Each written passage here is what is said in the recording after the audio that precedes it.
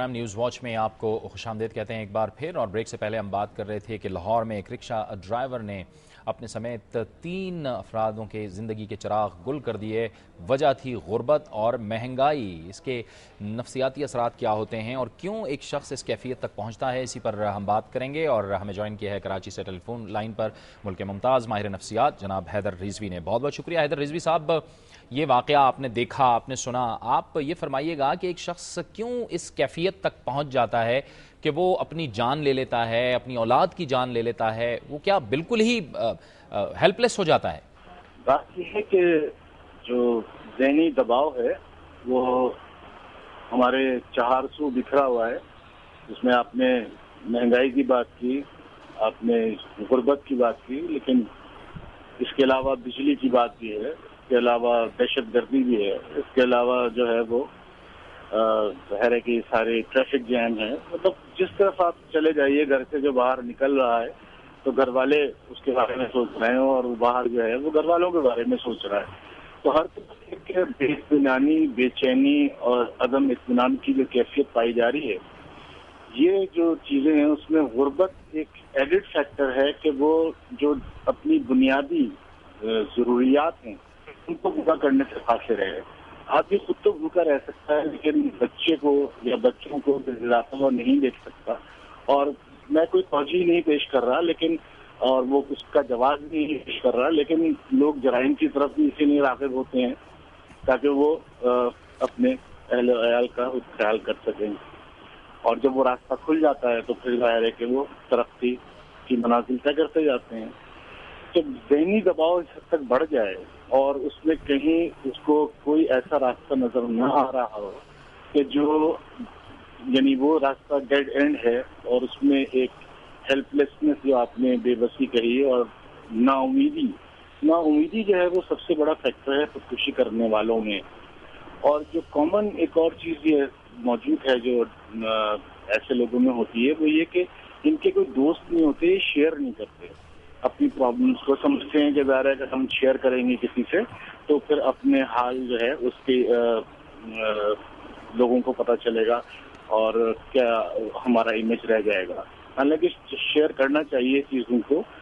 بات یہ آتی ہے کہ جب اگر دوسرے لوگوں کو مار دینا یا اپنے آپ کو مار دینا تو اگریشن جو ہے وہ دو صورتیں ہو سکتی ہیں کہ اگر وہ فرسٹریشن کا شکار ہوتا ہے, یعنی اپنی جو چیزیں وہ حاصل کرنا چاہتا ہے زندگی کی, چاہے وہ بنیادی ضروریات ہیں, چاہے وہ دوسری اور چیزیں ہیں کہ جن کو وہ دیکھ کر ایک بچے بھی احساس کرتے ہیں کہ ہمارے پاس وہ چیز نہیں ہے, تو ایک مقابلے کی کیفیت معاشرے میں پیدا ہو چکی ہے.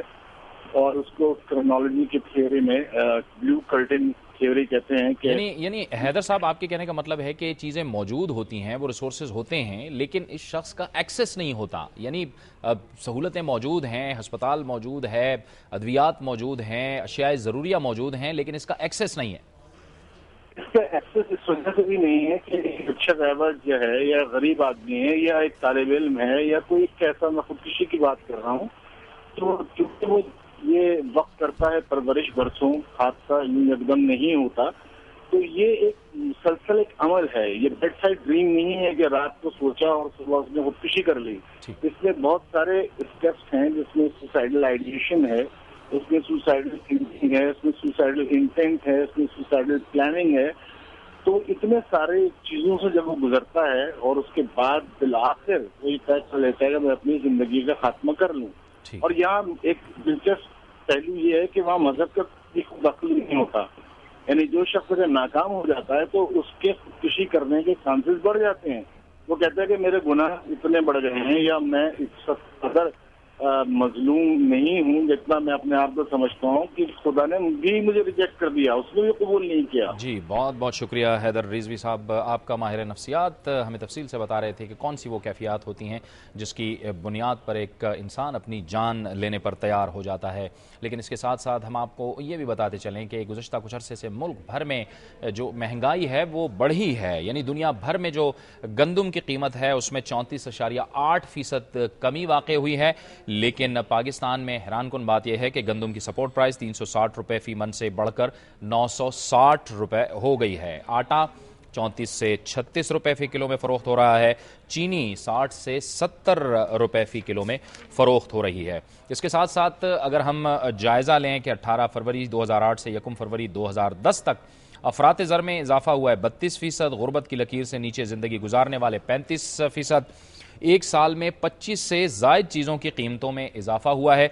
इनमें चावल, आटा, दालें, मटन, बीफ, सब्जियां शामिल हैं। इसके साथ साथ इसी साल के दौरान अगर हम आपको बताएं कि दालों की कीमतों में 100 से 120% इजाफा हुआ, गंदम की कीमत खरीद में 83.61% इजाफा हुआ, चीनी की कीमत में 168.5% इजाफा, बनास्पति घी 12.06% और कुकिंग ऑयल की कीमतों में 10.52% इजाफा हुआ। इतनी महंगाई में आवाम क्या करे और किस तरह से इनकी कीमतों को कंट्रोल किया जाए, इसी पर हम गुफ्तगू करेंगे। इसके लिए मैं ज्वाइन किया है टेलीफोन लाइन पर कमोडिटी एक्सपर्ट शमसुल इस्लाम खान ने। बहुत बहुत शुक्रिया शमसुल इस्लाम साहब।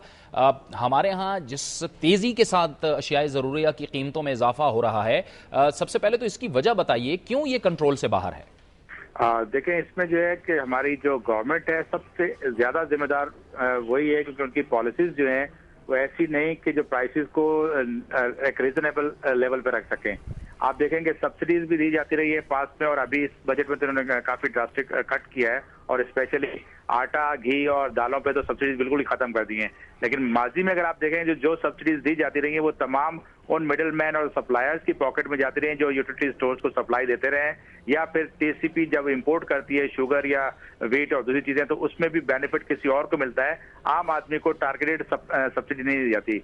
और फिर यहाँ पर कोई एक मैकेनिज्म नहीं है जिससे प्राइसेस को कंट्रोल किया जाए। एक फ्री मार्केट इकोनॉमी की बात भी होती है, लेकिन आपकी पॉलिसीज जो है रिस्ट्रिक्ट भी कर रही होती हैं एक्सपोर्ट को, समटाइम आपकी इंपोर्ट को भी रिस्ट्रिक्ट करती हैं। जैसे मैं आपको एग्जांपल दूंगा कि अभी चीनी जो है दुनिया भर में इसकी प्राइसेस कम हुई हैं, लेकिन हमारी ये गलत पॉलिसी की वजह से टीसीपी जो है उसका रिलीफ आम लोगों को नहीं दे सका, और ना ही वो एक अच्छी प्राइस फेच कर सका मार्केट, इंटरनेशनल मार्केट से, डिस्पाइट के प्राइस जो है वो 50% तक नीचे चली गई थी।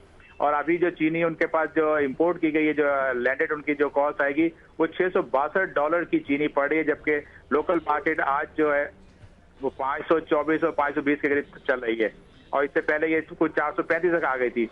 तो आप गवर्नमेंट को चाहिए था कि लोगों को रिलीफ देने के लिए आप इसको प्राइवेट सेक्टर को अलाउ करते इंपोर्ट, और वो इस क्वांटिटी का जो 50% में भी प्राइसेस नीचे आ जाती जो टीसीपी को अलाउ किया गया, लेकिन ऐसा नहीं किया। इसी तरह से गंदम में आप देखें कि वो आपने सपोर्ट प्राइस तो बढ़ा दी, ये देखे बगैर के दी हमारा जो है इनकम जो है एक आम आदमी की वो कितनी है, पर कैपिटा इनकम देख के फिर हम इंटरनेशनल प्राइस को फिक्स करते हैं कि हमारी वेट की ये होनी चाहिए, और वो भी नहीं किया। और अभी जो बिलियंस ऑफ रुपीज जो है उसमें जाया हो रहे हैं। लास्ट ईयर की जो इंपोर्ट 2 साल पहले की इंपोर्ट की थी वेट वो भी पड़ी हुई है, उसका भी कोई बेनिफिट नहीं जा रहा, बल्कि उसकी सब्सिडी दी जा रही है उन ट्रेडर्स को कि वो परचेज कर लें सस्ती, महंगी इंपोर्ट करें और सस्ती परचेज कर लें, वो भी एक्सपोर्ट नहीं हो पा रही उनसे। फिर अभी जो न्यू क्रॉप जो परचेज की है इस पे गवर्नमेंट एक ह्यूज अमाउंट की सब्सिडी रख रहा है, रखी है कि वो एक्सपोर्ट में दी जाएगी।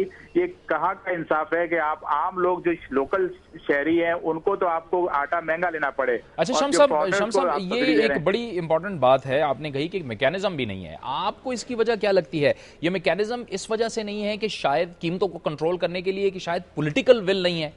बिल्कुल आप सही कह रहे हैं, पॉलिटिकल विल भी है, और फिर इसमें अगर एक ट्रांसपेरेंट सिस्टम अगर ये बनाते हैं तो फिर वो सारे वेस्टेड इंटरेस्ट और जो आप इसमें जो करप्शन हो रही है वो खत्म हो जाएगी है। वो डेलिब्रेटली वो ये नहीं चाहते कि कोई ऐसा सिस्टम बने, क्योंकि अपनी हर शख्स जो है जो इन डिपार्टमेंट से इंगेज है उनकी करप्शन खत्म करने के वो फेवर में नहीं है, तो उसका जो फिर हिट जो है वो आम आदमी बनता है, जिसको जो है शिकार उसी को होना पड़ता है और उसी को जो है वो महंगी प्राइस पे मजबूरन लेना पड़ता है। और आज अगर आप देखें कि एक आम आदमी की जो इनकम है उसका वो जो 60% से ज्यादा तो अपना खाने पीने की चीजों पे खर्च करता है, और उसके बाद फिर उसको अगर कोई बीमारी या शादी आ जाए तो बेचारा परेशान हो जाता है। तो एक हमारे मुआशरे में एक अजीब किस्म का बिगाड़ पैदा हो रहा है, जिससे लोग नफसियाती मरीज भी हो रहे हैं, और फिर अपना गुस्सा दिखाने के लिए फिर वो रोडों पे आपको देखें जी डेमोन्स्ट्रेशन भी हो रही है, वो भी होता है। फिर आप लोग अपने बॉडी पार्ट बेचने पे तैयार होगा कि अपने लोगों को प्यारों को कैसे खिला सकें। बहुत बहुत शुक्रिया शमसुल इस्लाम खान साहब, कमोडिटी एक्सपर्ट, कराची से हमसे गुफ्तगू कर रहे थे और हमें बता रहे थे कि महंगाई और गुर्बत की वजह से क्या कुछ नुकसानात हो सकते हैं। उनका ये भी कहना था कि महंगाई को कंट्रोल करने के लिए